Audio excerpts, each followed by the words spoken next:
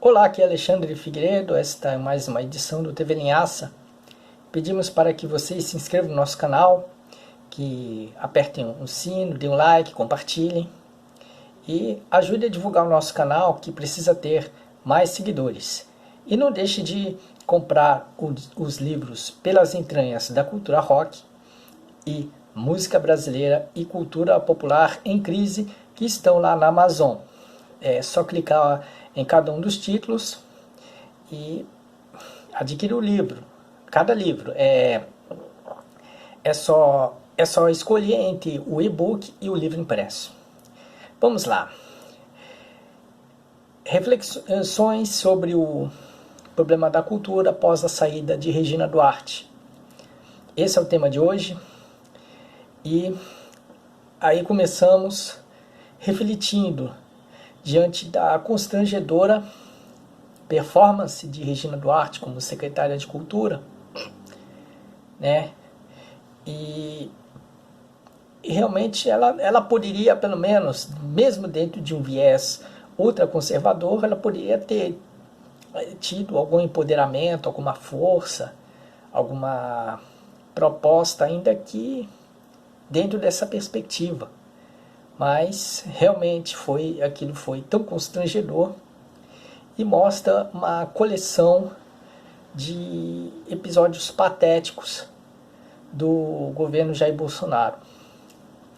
E aí, depois da saída de Regina Duarte, a gente viu também que tem a oferta do ex-ator Mário Frias, que andava um tanto apagado ali depois que deixou de ser o astro de Malhação e de alguns papéis de novelas, e ele se ofereceu para ser o secretário de Cultura e está cotado, mas até agora, pelo menos até o fechamento dessa edição, não foi formalizada ainda a escolha dele, embora sinalizasse que sim, né?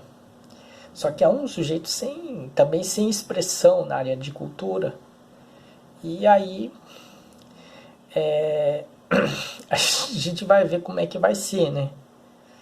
Então, aparentemente, ele não vai ter uma atuação tão atrapalhada quanto a de Regina Duarte, que repercutiu tão mal, que ela dificilmente voltará às novelas, que ela saiu queimada.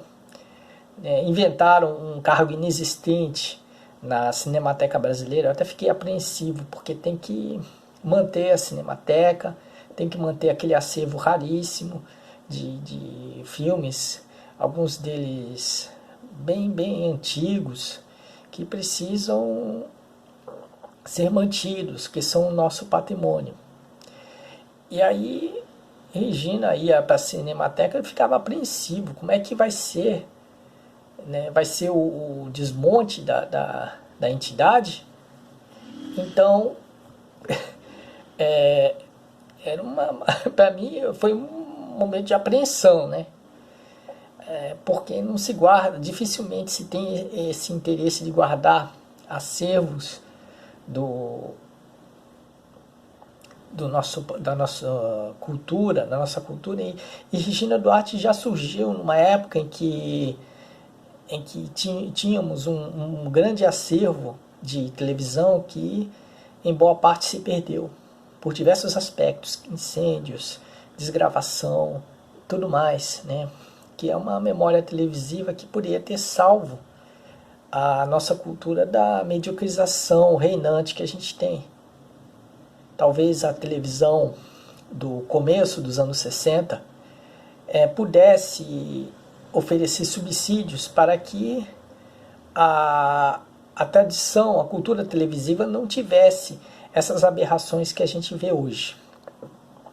Pois bem, a questão da cultura, né, sabemos, está muito maltratada desde os tempos da ditadura militar.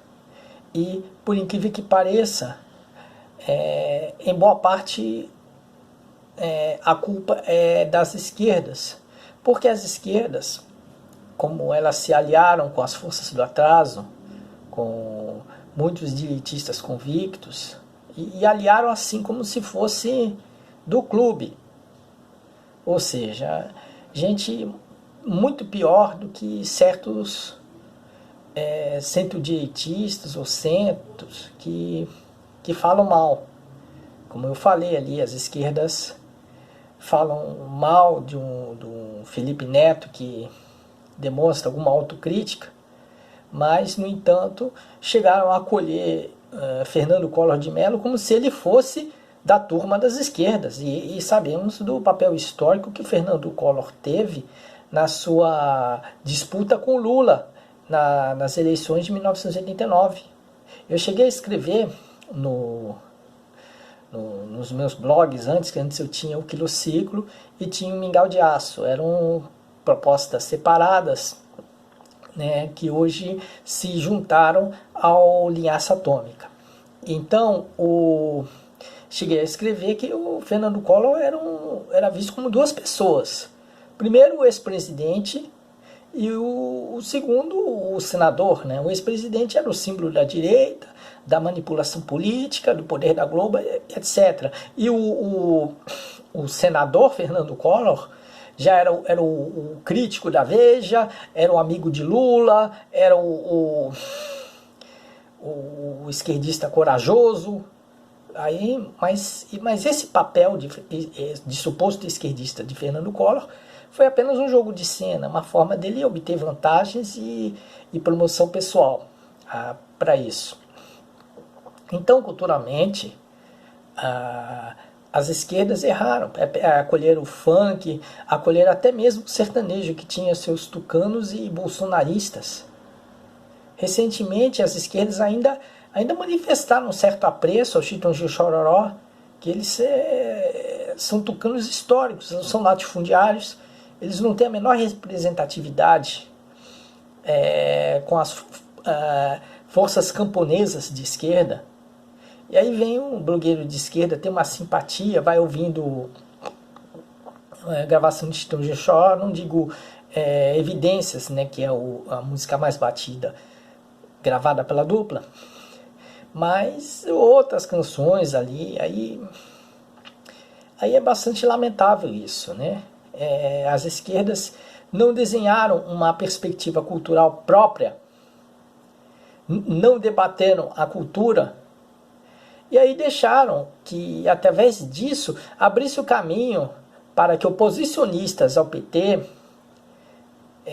que naquela época estava pedindo a derrubada de Dilma Rousseff, se empoderassem. Por quê? Ficava patético um esquerdista falar bem do funk, do Pissirico, do Zezé de Camargo e Luciano, do Valdir Soriano, que apoiava a ditadura militar. Aí ficou patético as esquerdas defenderem essa cultura que trata o povo pobre de maneira caricatural. E aí veio o quê? Na direita, vieram vários porta-vozes que estavam criticando esse culturalismo conservador apoiado pelas esquerdas, e aí veio empoderando aí de texto em texto, de análise em análise, eles formaram uma bola de neve que cresceu, e houve um movimento contra Dilma Rousseff, que deu no golpe político de 2016, e gradualmente no governo que está aí, de Jair Bolsonaro. Uma parte dessa direita que teve uma coragem para ter autocrítica, para rever seus valores, ainda que em certos pontos até discutíveis, tudo bem, mas pelo menos tem uma coragem, tem uma iniciativa e tem uma capacidade de rever seus valores e ter alguma autocrítica, por mais imperfeito que esse processo fosse. Mas as esquerdas aí que deixaram a cultura cair. Num determinado momento, as esquerdas deram ouvidos a um Pedro Alexandre Sanches falando mal de Chico Buarque, mas o Chico Buarque ele deu uma contribuição muito grande para a cultura brasileira. Ele divulgava os sambas do morro para o público de classe média, usava a sua visibilidade para isso, para mostrar os sambistas originais.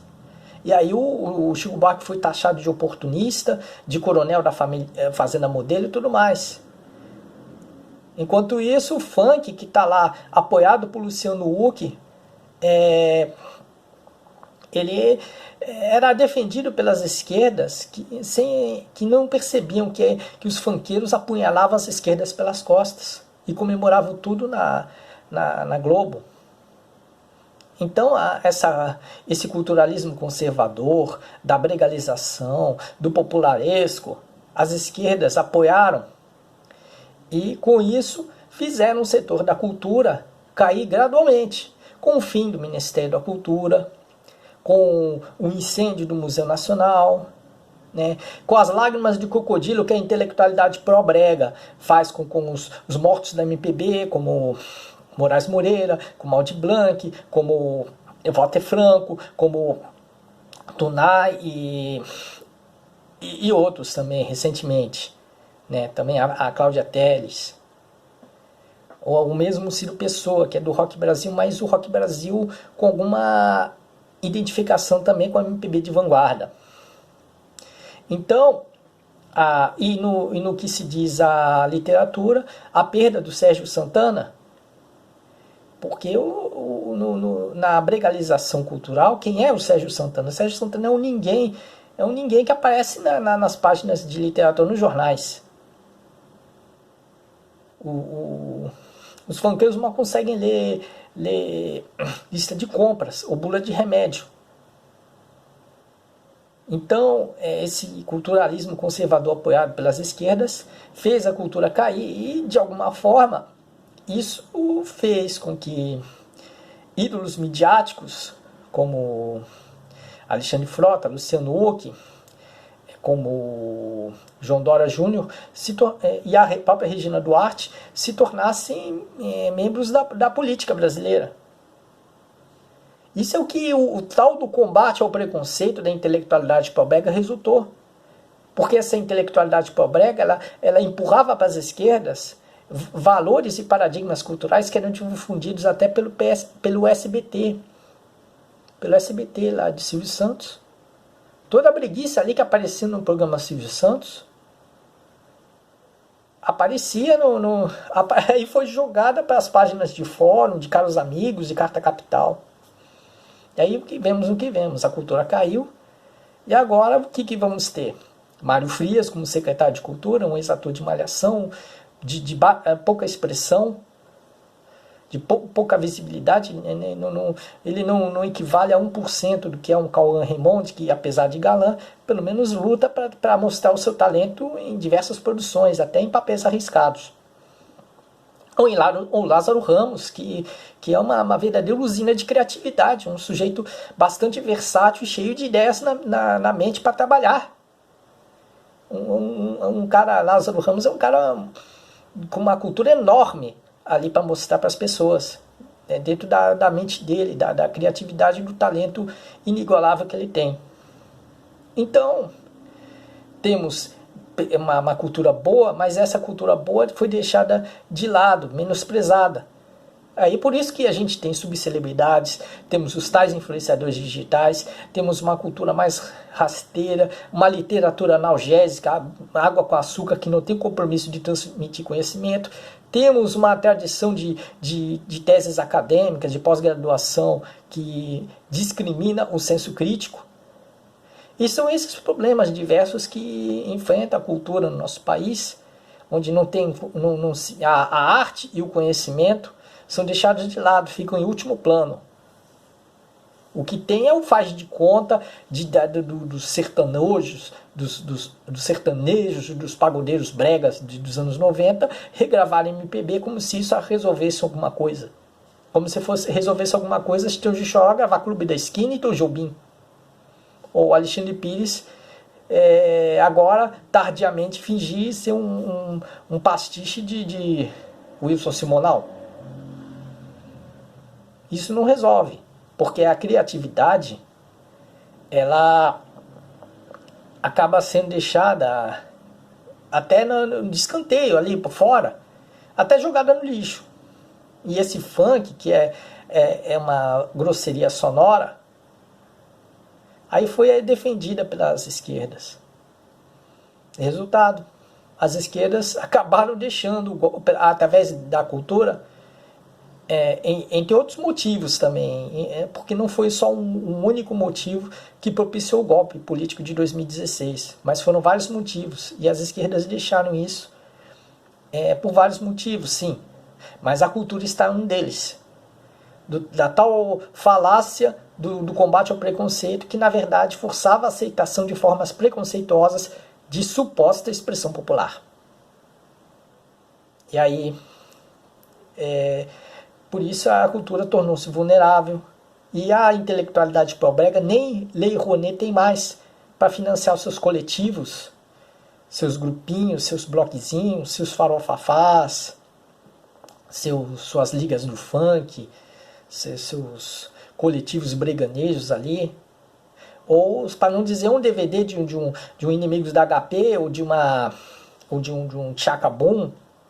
Não tem mais Lei Rouanet para essa moleza toda. Ou seja, criou-se toda uma choradeira de combate ao preconceito para nada. E aí, de Paulo César Araújo, chegamos a Regina Duarte. E agora vamos passar para o Mário Frias.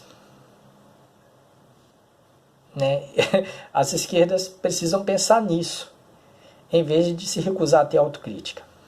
Bom, ficamos por aqui. Desejando abraços a todos. Fiquem em casa. Não brinquem com o coronavírus.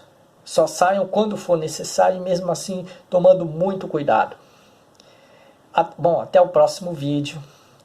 E boa sorte a todos.